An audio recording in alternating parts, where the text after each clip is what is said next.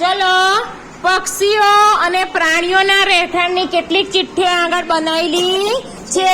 એમાંથી તમારે એક એક ચિઠ્ઠી લઈ લેવાની છે અને એના વિશે બોલવાનું છે. ચલો બોલો શું આવ્યું?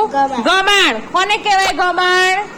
ગાય ભેંસ રહેતા એને ગમાણ કહેવાય. ચલો તમારે શું આવ્યું? વાડો. કોને કહેવાય? વાડામાં બકરી ગાયો રહે. હા બકરી અને ઘેટા રે એને વાડો કહેવાય. મધપૂડો કોને કહેવાય? કોને કહેવાય? મધમાખી રે એને મધપૂડો કહેવાય. ચલો ખોલો. માણસ છે તેને ઘર કહેવાય. ચલો તબેલો. ઘોડાના રહેઠાણને તબેલો કહેવાય છે. સરસ. તમારે શું આવ્યું?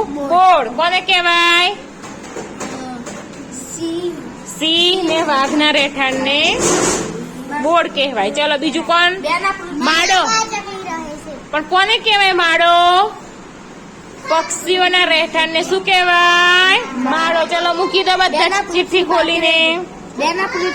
ચલો દર કોને કહેવાય? હા દર કહેવાય. ચલો પડી ગઈ ને? ખબર પડી? દર કોને કહેવાય? મકોડાના રહેઠાણને. મધપૂડો કોને કહેવાય? ચલો ઘર કોને કહેવાય? ચલો માડો. તબેલો કોને કહેવાય? પછી બોળ.